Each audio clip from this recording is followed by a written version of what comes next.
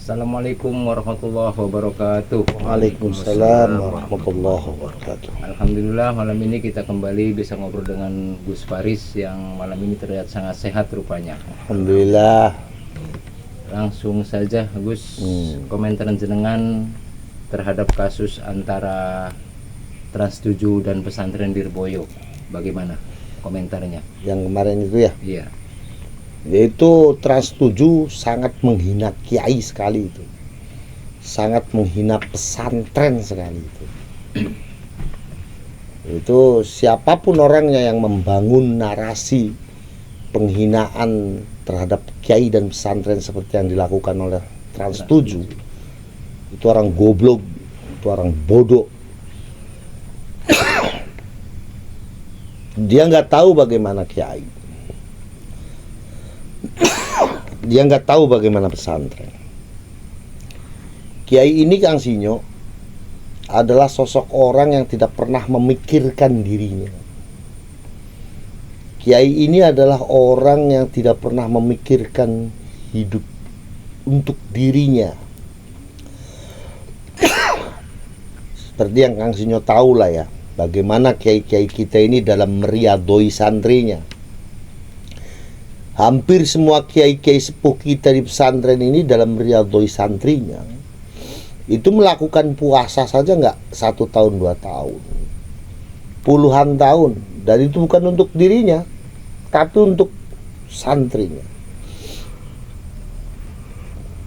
Seperti Kang Sinyo tahu Mbah Mukoyim, bagaimana dia ini berpuasa puluhan tahun untuk meriadoi santrinya. Lalu kemudian bagaimana kiai-kiai yang lain yang dalam kehidupan sehari-harinya hampir tidak punya waktu untuk mengurus dirinya.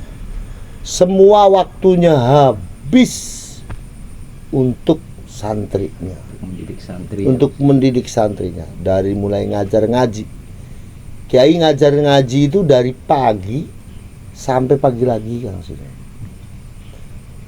Malam tidak pernah tidur beliau-beliau ini, karena malam selalu berdoa untuk santrinya.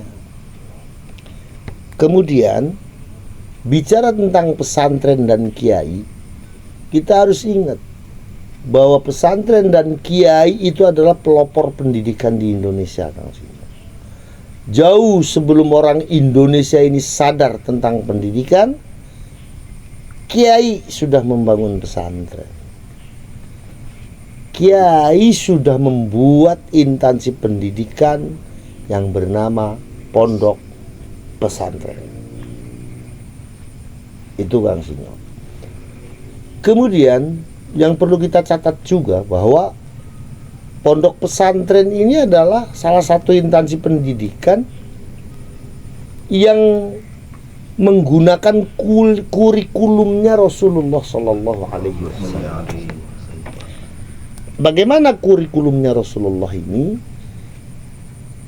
Talabul ilmi faridatun ala kulli muslimin wa muslimatin. Menuntut ilmu itu wajib bagi orang Islam laki-laki dan orang Islam perempuan. Yang harus kita pahami, yang wajib itu nuntut ilmunya, Bukan pinternya. bukan pinternya. Pinternya itu nggak wajib. Kenapa? Karena pinter ini rahmat dari Allah yang hanya bisa diperoleh melalui beribadah yang baik kepada Allah. Maka kalau kita pengen pinter, ini nggak cukup dengan membaca dan menulis saja, tapi harus diikuti dengan ibadah yang baik kepada Allah Subhanahu wa Ta'ala, agar membaca dan menulis kita menghasilkan rahmat dari Allah berupa kepinteran. Nah, sopan santunnya santri terhadap kiainya, tawaduknya santri terhadap kiainya, akhlaknya santri kepada kiainya, yang dinarasikan oleh Trans 7 dengan kata-kata yang sangat-sangat menghina, ngesot-ngesot dan sebagainya. Padahal itu bagian daripada akhlak dan sopan santunnya santri, penghormatannya santri, ta'zimnya santri pada kiainya. Itu adalah bagian daripada ibadahnya santri. Bagian daripada ibadahnya santri. Ta'zimnya santri kepada kiai ini bagian dari ibadahnya santri. Karena pesantren menggunakan kurikulumnya Rasulullah SAW itu. Dihina sampai ada bahasa sampai santrinya ngesot-ngesot. Maka siapapun yang membangun narasi ini, saya pastikan itu orang goblok, orang bodoh yang tidak ngerti dengan bagaimana pesantren, bagaimana kiai. Apalagi kalau kita tarik lebih jauh lagi, Kang Sinyo, tentang kiai dan pesantren.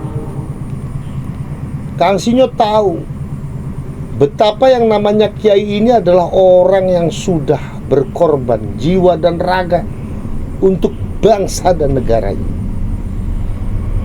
Perang 10 November itu terkenal perangnya kiai dan santri melawan pasukan sekutu Belanda dengan panglimanya Mbah Abbas.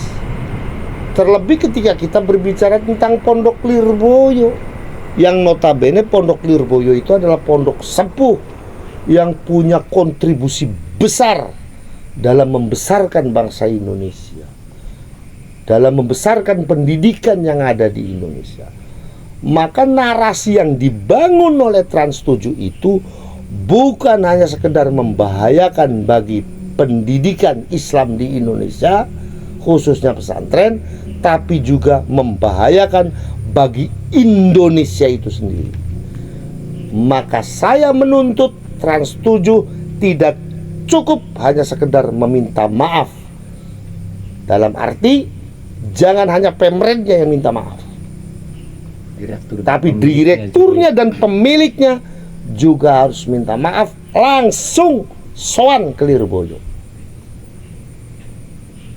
Kalau tidak, saya akan menuntut lebih jauh lagi. Tutup Trans 7. Setuju. Setuju? Setuju. Saya akan minta kepada Pak Presiden untuk menutup Trans 7. Maaf Kang Sinyo, 1 minggu yang lalu, bukan 1 minggu, 2 hari yang lalu, saya ini ngobrol Zooman dengan teman-teman se-Indonesia. Mohon maaf, bukan saya sombong. Saya ini mengisi pengajian itu sudah ke berbagai macam daerah di Indonesia, di semua provinsi yang ada di Indonesia. Saya banyak sekali teman-teman kiai muda di daerah-daerah. Nah, kemarin kita zoom-zooman dan kita sepakat. Sepakatnya apa? Pertama, saya meminta kepada Trans 7 bukan hanya pemretnya yang minta maaf, tapi direkturnya harus minta maaf dan pemilik Trans 7 juga harus meminta maaf. Kalau tidak, maka saya dengan kiai-kiai muda akan menggerakkan santri se-Indonesia untuk meminta kepada Presiden Prabowo agar menutup Trans 7, dan saya akan meminta fatwa kepada kiai-kiai sepuh untuk mengharamkan santri menonton stasiun televisi di Indonesia yang menghina pesantren, yang menghina kiai. Setuju. Siapapun. Nah, kalau Trans 7 sudah bukan lagi diharamkan, saya sih memintanya tutup itu Trans 7. Itu menghina banget dengan kiai. Itu menghina sekali dengan pesantren. Nah, kalau melihat bagaimana karakter kiai dalam meriadoi santrinya, menurut sampean wajar nggak kalau Allah memberikan rezeki lebih kepada kiai? Wajar kan? Nah, saya pengen bercerita kasus yang belum lama terjadi, yaitu ketika pandemi corona, ya kan? Di mana pandemi corona ini di Indonesia kurang lebih lamanya terjadi selama 2 tahun. Kondisinya santri ini nggak boleh pulang, Kang Sinyo, karena diamnya santri di pondok ini bagian daripada isolasi. Waktu itu Ya, kan kan? gerakan isolasi. Iya, kan ada isolasi kan. Nah, santri ini nggak boleh pulang karena ini bagian daripada isolasi. Itu ya. Kemudian hal lain yang harus kita perhatikan, Di masa pandemi ini banyak sekali orang tuanya santri yang tidak bisa beraktivitas dan tidak bisa kerja. Ya, akhirnya tidak bisa mengirimi santri untuk bisa Iya, hidup, ya. akhirnya orang tuanya santri pun kerepotan dalam membiayai anaknya karena dia sendiri di rumahnya tidak bisa mendapatkan penghasilan uang. Yang jualan di pasarnya tutup, yang di bekerja di supermarket juga supermarketnya tutup karena memang ada proses isolasi mandiri lah dan sebagainya. Intinya tidak boleh ada kerumunan massa kan ketika itu, sehingga orang tuanya tidak bisa beraktivitas dan tidak bisa menghasilkan uang di hari itu. Lah yang menanggung hidupnya santri selama 2 tahun di pondok itu siapa? Ya kiai. Sementara jumlah santrinya tidak 100-200 Kang Sinyo. Santrinya jumlahnya ribuan. Kalau kita ngitung Lirboyo, jumlah santrinya 14.000. Selama 2 tahun kiai itu menghidupi santri, dari mulai makannya, jajannya, dan kebutuhan-kebutuhan lainnya. Kalau mungkin bicara santri putra, kebutuhannya tidak terlalu banyak, ya kan? Tapi kalau santri putri butuh pembalut, butuh semuanya yang memenuhi adalah kiai. Kalau satu santri taruhlah kita nominalkan satu hari 15.000 kali 14.000 sudah berapa? Tahu ya berapa miliar itu ya? Iya. Selama 2 tahun bisa dibayangkan. Sementara bijaksananya kiai apa? Nggak usah ngerepotin pemerintah. Kasihan pemerintah lagi mikir masyarakat banyak. Bijaksananya kiai seperti itu. Lalu kok Trans TV membangun narasi seperti itu? Itu sangat menghina. Itu sangat menghina kiai, menghina pesantren, dan berbahaya untuk pendidikan Islam di Indonesia dan berbahaya untuk Indonesia. Maka saya meminta Pak Presiden untuk menutup Trans 7 kalau direkturnya dan pemiliknya tidak meminta maaf dan tidak sowan langsung kepada Lirboyo, meminta maaf kepada seluruh masyayikh Lirboyo dan juga kepada warga masyarakat semuanya, Gus. Iyalah, khususnya para santri pesantren. Itu yang pertama, Kang Sinyo. Yang kedua, ternyata usut punya usut. Saya curiga yang membangun narasi ini adalah orang yang memang benci kepada pesantren. Ya bukan curi lagi, sudah pastilah ya, orang yang benci pada pesantren. Dan saya yakin ini orang goblok, orang bodoh yang tidak tahu tentang pesantren.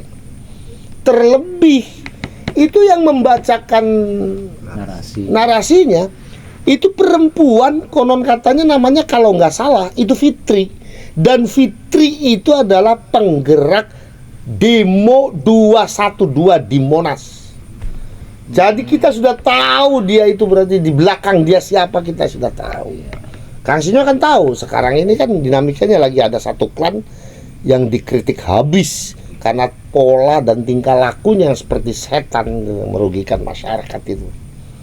Nah, saya tahu lah. Iya. Maka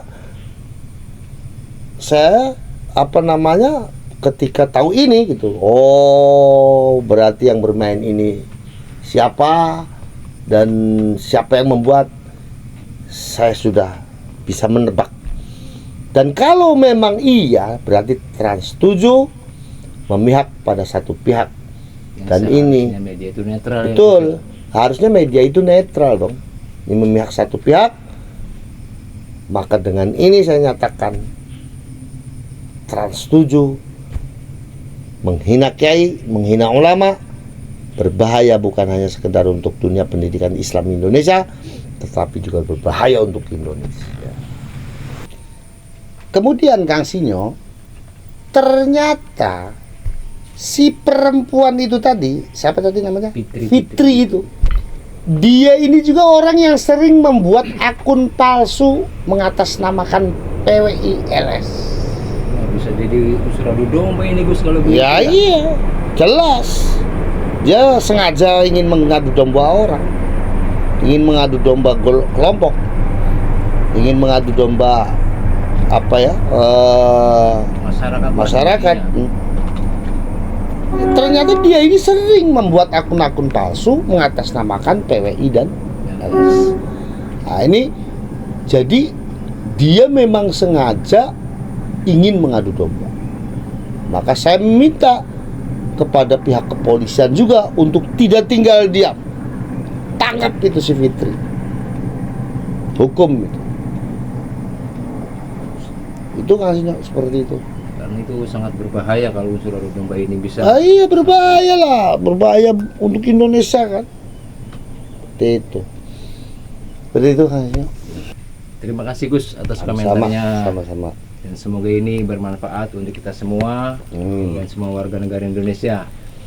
Dan satu pesan dari saya pribadi untuk semua media-media yang ada di Indonesia, ketika ingin membuat sebuah narasi atau menyampaikan sebuah informasi, harap diselidiki dulu lebih dalam agar lebih jelas dan lebih otentik, tidak hanya berisi sebuah narasi yang palsu yang berbahaya bagi negeri ini. Sekian, selamat malam Indonesia. Wassalamualaikum warahmatullahi wabarakatuh. Waalaikumsalam.